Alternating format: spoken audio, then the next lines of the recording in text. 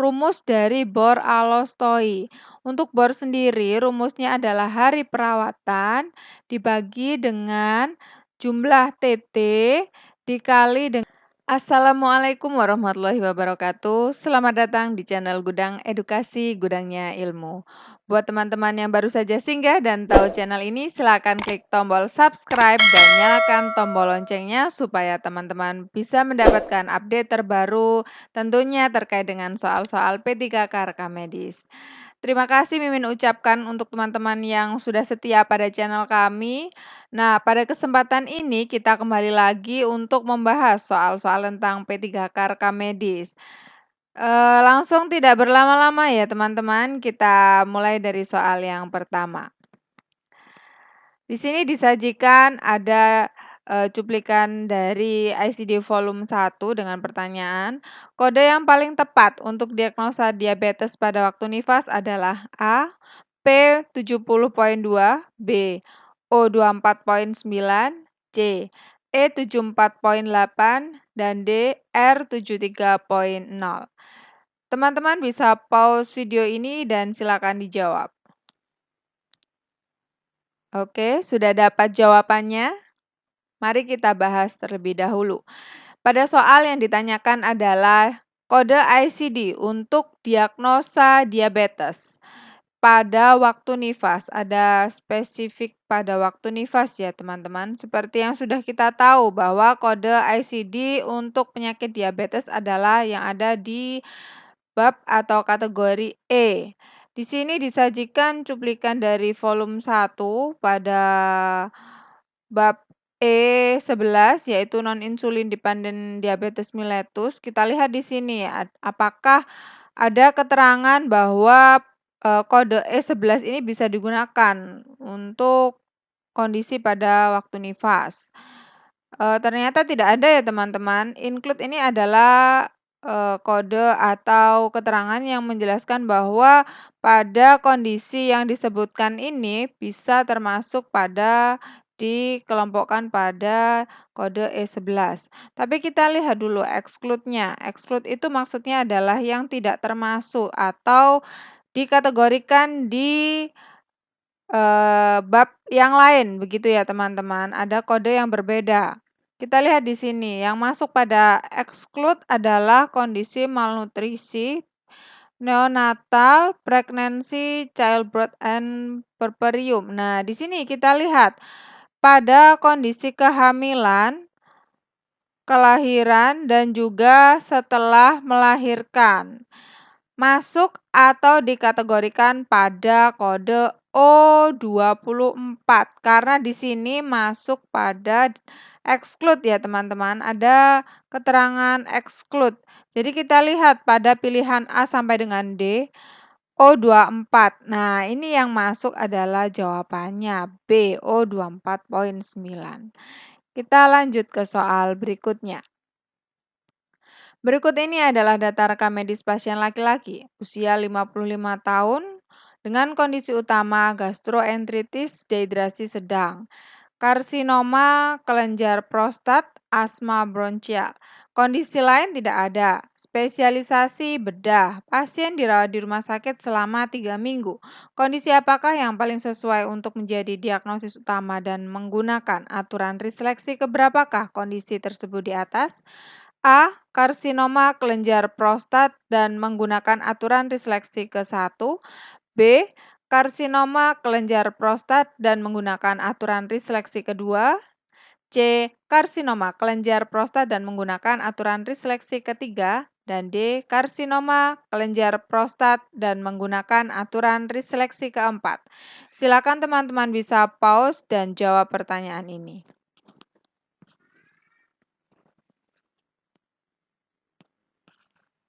Oke, kita bahas dulu ya teman-teman. Di sini yang diketahui adalah pasien usia 55 tahun dirawat selama 3 minggu. Dengan diagnosa utama yang dituliskan oleh DPJP adalah GEDS, karsinoma kelenjar prostat, dan juga asma. Untuk kondisi lain atau diagnosa sekundernya tidak ada. Karena dokter menuliskan semuanya pada kondisi utama atau diagnosa utama. Jadi dokternya menuliskan semua di sini. Kita lihat penggunaan resource terbesar apa sih untuk masa perawatan pasien ini. Ternyata pasien dirawat oleh dokter bedah meskipun pasien ini kondisi utamanya atau diagnosa utama yang disebutkan adalah gastroenteritis atau diare. Pasiennya dirawat oleh dokter bedah selama 3 minggu. Nah, kita lihat di sini apakah gastroenteritis itu harus dirawat oleh dokter bedah? Tidak ya teman-teman, karena diare tidak membutuhkan pembedahan, biasanya rawat oleh dokter spesialis penyakit dalam. Kemudian ada karsinoma kelenjar prostat. Nah, ini bisa jadi ya teman-teman, bisa jadi membutuhkan penanganan oleh spesialis bedah. Sedangkan asma bronkial ini adalah, penyakit pernafasan, artinya bukan spesialisasinya dokter bedah. Biasanya ini adalah spesialisasi paru, begitu ya. Jadi kita lihat, manakah yang, bisa dijadikan sebagai diagnosa utama. Nah, di sini teman-teman harus hafal aturan reseleksi mulai dari rule MB1 sampai dengan rule MB2, di mana pada soal ini kita fokusnya adalah diagnosa utamanya ditulis beberapa kondisi oleh dokter, sedangkan diagnosa sekundernya tidak ada. Padahal spesialisasi yang merawat adalah bedah. Seharusnya yang menjadi diagnosa utama adalah karsinoma kelenjar prostat sebagai diagnosa utama ya teman-teman, karena dirawat oleh dokter bedah. Maka diagnosa yang lain ini harusnya menjadi diagnosa sekunder, karena kondisi yang lebih berarti untuk pasien ini mendapatkan perawatan di rumah sakit adalah kondisi yang karsinomanya tadi. Jadi yang lain itu sebagai diagnosa sekunder. Nah, kita harus hafal rule MB1 sampai dengan 2.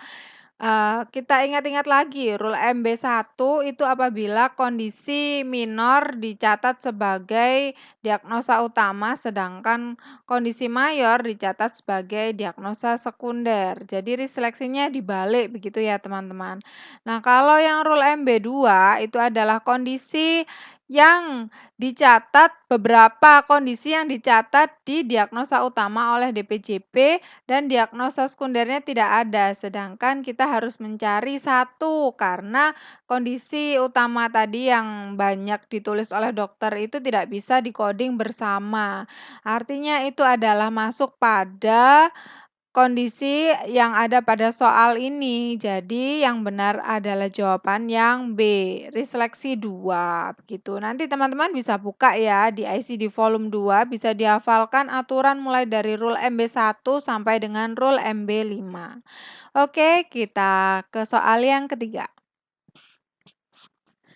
Jika diketahui data tahun 2010 sebagai berikut, jumlah pasien keluar hidup 3.985 orang, jumlah pasien keluar mati 245,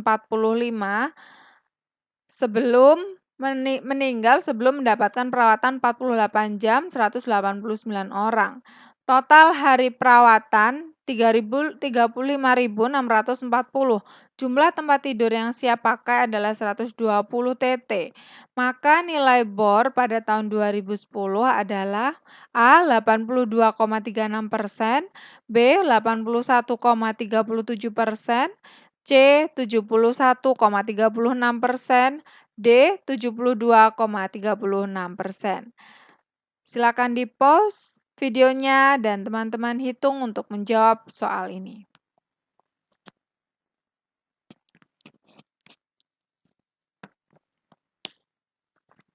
Oke, sudah dapat jawabannya? Kita hitung-hitung bersama ya, teman-teman. Yang di sini yang ditanyakan adalah nilai BOR. Jadi teman-teman harus bisa menghafal rumus dari BOR Alostoi. Untuk BOR sendiri, rumusnya adalah hari perawatan dibagi dengan jumlah TT dikali dengan periode waktu yang diminta dikali dengan 100. Nah, kita lihat pada soal apakah sudah diketahui hari perawatannya. Hari perawatan pada soal sudah diketahui ya teman-teman, 35.000 ini ya, kita masukkan di sini angkanya, 35.640 dibagi dengan berapa jumlah TT-nya.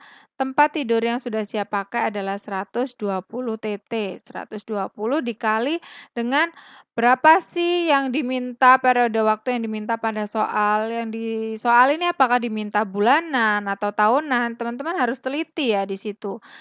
Yang diminta pada soal ini adalah pada tahun 2010, artinya periode tahunan yang diminta. Kita kalikan 365 hari kali 100. Nah, di sini kita main hitung-menghitung ya teman-teman.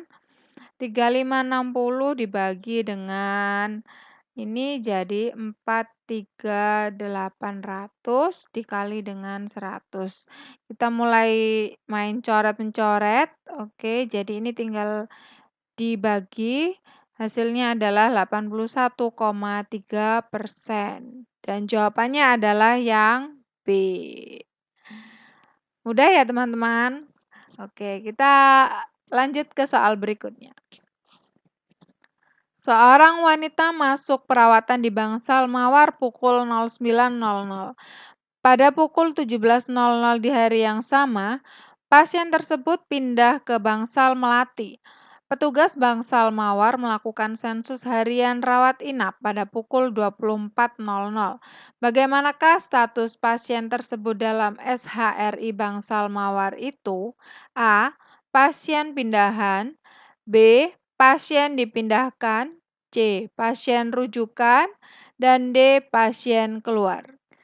Silakan di-pause videonya untuk mendapatkan jawaban yang tepat. Sudah dapat jawabannya teman-teman? Oke, di-keep dulu ya. Kita bahas inti pertanyaan pada soal. Yang diminta adalah bagaimana status dalam sensus harian di Bangsal Mawar. Oke, kita lihat. Diketahui bahwa pasien masuk di Bangsal Mawar jam 9.00. Jam 9, kita tulis dulu di sini biar enggak bingung ya. Pada Bangsal Mawar, jadi pasien masuk itu bisa karena pasien memang masuk MRS pasien baru, atau bisa juga sebagai pasien pindahan. Ini masuk ke dalam kategori pasien masuk ya teman-teman. Pasien keluar bisa karena keluar sembuh, bisa juga karena meninggal, bisa juga karena dipindahkan. Kita lihat dulu pada soal. Di Bangsal Mawar dia masuk ya jam 9, artinya dia masuk, ada pasien masuk di sini. Kemudian pukul 17 di hari yang sama pasien tersebut pindah ke Bangsal Melati, artinya dia keluar ya teman-teman, keluar karena dipindahkan masuk di sebelah sini. Petugas Bangsal Mawar melakukan sensus harian jam 24. Bagaimanakah status pasien tersebut? Kita lihat pada poin A, pada pilihan jawaban A, pasien pindahan. Apakah dia tadi pasien pindahan? Bukan ya teman-teman, dia adalah pasien baru yang masuk ke Bangsal. Kemudian pilihan B, pasien dipindahkan. Apakah pasien dipindahkan? Ya, kita keep dulu jawaban yang B. Yang C, pasien rujukan. Bukan ya teman-teman, tidak ada keterangan bahwa pasien adalah pasien rujukan. Kemudian yang D, pasien keluar. Iya, memang betul, pasien itu keluar dari Bangsal Mawar, tapi dia keluar bukan keluar sembuh, tapi lebih spesifiknya adalah dipindahkan. Jadi jawaban yang paling tepat adalah yang B. Kita ke soal berikutnya. Pada lembar ringkasan masuk dan keluar seorang pasien laki-laki tertulis diagnosis utama yaitu ulkus pedis. Sedangkan diagnosis lain tertulis NIDDM. Pasien dirawat bersama oleh dokter spesialis endokrinologi dan spesialis bedah. Berapakah kode diagnosa utama pada kasus tersebut? A. L97 dan E10.9, B. L97 dan E11.5, C. E11.5, D. L89. Silakan di-pause videonya dan silakan dijawab. Baik, sudah dapat jawabannya? Oke, kita bahas ya teman-teman. Di sini ada alat bantu yaitu ICD volume 1 yang sudah dispesifikkan di poin L97. Kita lihat di sini pasien dengan kondisi NIDDM. Apa NIDDM? Yaitu non-insulin dependent diabetes mellitus. Tapi pasien juga mengalami komplikasi ulkus pedis, artinya pasien diabetes tapi ada luka di kakinya. Oleh karena itu dirawat oleh dokter spesialis penyakit dalam dan juga dokter spesialis bedah. Kita lihat pada alat bantu di sini. ICD bantunya kita lihat ini ulcer ya teman-teman, ulcer di lower limb. Oke, kita lihat di sini ada keterangan the following four character. Nah, di sini kita harus menggunakan karakter keempat untuk kategori E10 sampai dengan E14. Karakter keempatnya adalah di sini. Kita sesuaikan dengan komplikasi. Komplikasinya adalah apakah poin 0 dengan koma? Tidak ya teman-teman. Kemudian poin 1, ketoasidosis tidak juga. Apakah dengan renal komplikasi? Tidak ya teman-teman. Apakah karena mata? Komplikasinya tidak juga. Apakah komplikasi dengan saraf? Tidak juga. Apakah dengan sirkulasi periferal yaitu gangren, ulcer? Oke, di sini sudah kita temukan ulcer ya poinnya ya. Jadi kita sepakat menggunakan digit keempatnya poin 5. Kita lihat di sini yang menggunakan poin 5. Bisa jadi B, bisa jadi C. Oke, kita lihat lagi di sini. Nah, ada keterangan exclude dekubitus ulcer, bukan ya teman-teman, karena ini bukan luka karena dekubitus ya. Kita lihat di sini. Nah, kita gunakan ini sebagai pedoman bahwa di sini juga tidak ada ini ya teman-teman ya. Tidak ada keterangan harus menggunakan kode L97 ya teman-teman. Jadi digit keempatnya ini sudah menggambarkan bahwa pasien itu adalah pasien diabetes dengan komplikasi ulkus. Begitu ya teman-teman. Jadi jawaban yang paling tepat adalah C, E11.5. Oke, kita lanjutkan lagi di soal yang berikutnya. Pada tanggal 3 Desember 2013, bagian assembling menerima 15 berkas rekam medis milik pasien yang pulang dari Bangsal Anggrek. Setelah diteliti, ternyata berkas yang sudah lengkap ada 5, sedangkan sisanya yang belum lengkap diserahkan kembali ke Bangsal Anggrek untuk dilengkapi. Pada tanggal 17 Desember 2013, Bangsal Anggrek telah menyerahkan kembali berkas rekam medis yang telah selesai dilengkapi. Berdasarkan uraian tersebut di atas, angka IMR berdasar pada Bangsal Anggrek yaitu A 33,33%, B 66,67%, C 53,33%, D 46,67%.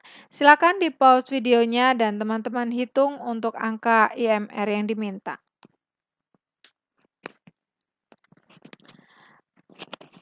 Oke, kita hitung bersama ya teman-teman. Yang diminta adalah angka IMR. Apa sih IMR? IMR adalah incomplete medical record atau angka ketidaklengkapan rekam medis. Pada soal kita lihat pada bagian assembling menerima 15 berkas. Jadi jumlah berkasnya adalah 15. Kemudian setelah diteliti oleh bagian assembling, ternyata yang sudah lengkap ada 5. Lengkapnya ada 5. Kemudian sisanya yang belum lengkap diserahkan kembali ke bangsal anggrek untuk dilengkapi. Artinya yang tidak lengkap ini adalah sisa dari 5. Jadi 10 ya teman-teman. Kemudian pada tanggal 17 Desember bangsal anggrek telah menyerahkan kembali berkas rekam medis yang sudah dilengkapi. Maka berapakah IMR-nya? Jadi IMR-nya adalah jumlah berkas yang tidak lengkap dibagi dengan semua jumlah berkas yang kembali dikali 100. Yang tidak lengkap tadi berapa? 10 dibagi dengan berapa jumlah berkas yang sudah diterima? 15 dikali dengan 100. Maka jawabannya adalah 66,67%. Jadi jawabannya adalah B. Kita ke soal selanjutnya. Data statistik rumah sakit pada Januari 2017 memberikan informasi sebagai berikut. Jumlah pasien keluar hidup 400, jumlah pasien dirujuk ke rumah sakit lain 30, jumlah pasien kurang dari 48 jam meninggal 15, jumlah pasien meninggal lebih dari 48 jam 5. Gross death rate rumah sakit tersebut adalah sebesar berapa persen? A. 1,25, B. 2,5, C. 3,75, D. 4,45, dan E. 4,65%. Silakan di-pause videonya dan silakan teman-teman hitung. Sudah dapat jawabannya teman-teman? Oke, mari kita hitung bersama. Di sini yang ditanyakan adalah gross death rate.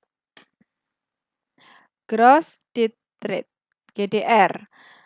Apa sih GDR itu? GDR adalah angka kematian total di rumah sakit. Gitu ya teman-teman. Jadi rumusnya apa? Rumus dari GDR adalah jumlah semua pasien mati dibagi dengan jumlah pasien KRS baik hidup maupun mati. Jadi total semua pasien KRS.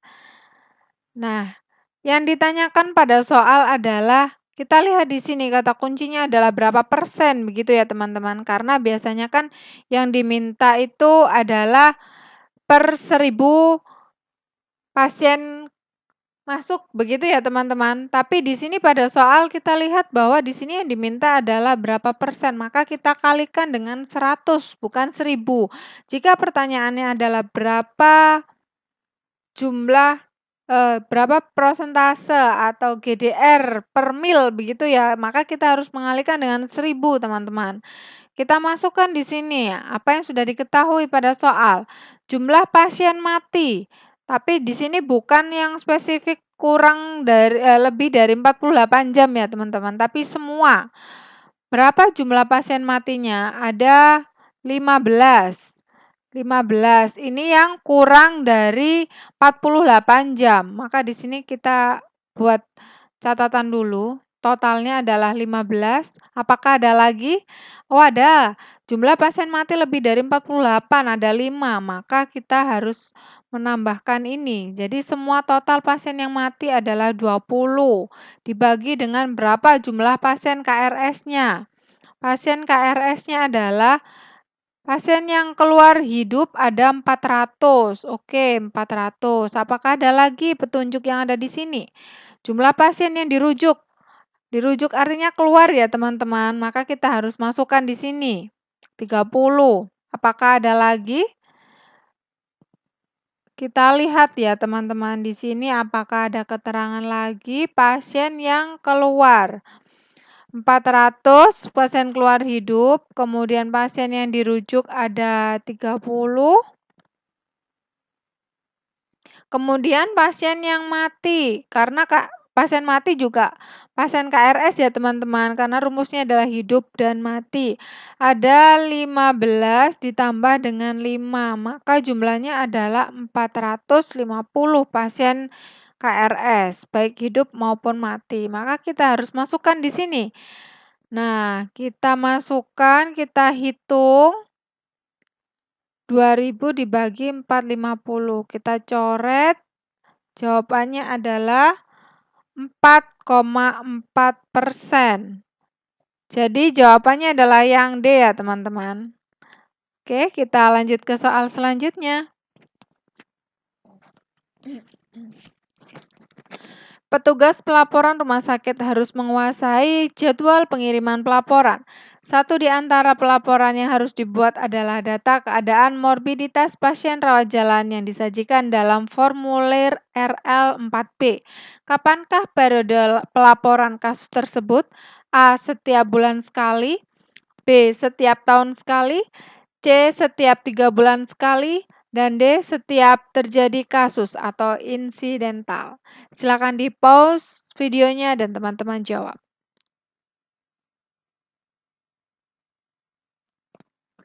Oke, dan jawabannya adalah yang B. Jadi pada SIRS Kemenkes yang revisi 6 itu ada RL mulai dari RL1, RL2, RL3, RL4 sampai dengan RL5. Kita harus hafal periode waktu pengumpulan pelaporan. Untuk RL1 ini adalah bersifat update, artinya harus diupdate ketika ada perubahan pada data rumah sakit. Kemudian RL2 yaitu ketenagaan. Ketenagaan harus dilaporkan setiap tahun, 1 tahun sekali. Jadi ini karena yang diminta adalah RL4, kita lanjut dulu ya. Untuk yang RL3 ini adalah data pelayanan mulai dari pelayanan obat, rawat jalan, rawat inap, sampai dengan kamar bersalin, kemudian sampai dengan bayi. Ini harus dilaporkan tahunan. Oke, dan untuk RL4 ini adalah data morbiditas, ada RL4A, ada juga RL4B. Untuk RL4A itu adalah morbiditas untuk pasien rawat inap, sedangkan RL4B adalah morbiditas untuk pasien rawat jalan dan harus dilaporkan tahunan juga. Untuk RL5 ini adalah data pelayanan yang ada di rumah sakit, mulai dari pelayanan rawat inap, kunjungan pasien baru, pasien lama, sampai dengan 10 besar penyakit yang harus dilaporkan pada setiap bulan. Jadi untuk pertanyaan yang ada di soal, RL4B jawabannya adalah setiap tahun sekali, gitu. Oke, demikian soal-soal yang sudah Mimin berikan untuk sobat-sobat PMIK semua. Semoga apa yang Mimin jelaskan dan apa yang Mimin sajikan untuk teman-teman semuanya dapat bermanfaat buat teman-teman semua, sehingga teman-teman bisa lolos pada tes seleksi P3K Rekam Medis tahun ini. Amin, amin ya robbal alamin. Jangan lupa untuk teman-teman semua untuk tetap stay tune pada channel kami, karena Mimin akan sajikan soal-soal selanjutnya yang lebih menarik, lebih berbobot tentunya ya. Terima kasih untuk teman-teman semua. Wassalamualaikum warahmatullahi wabarakatuh.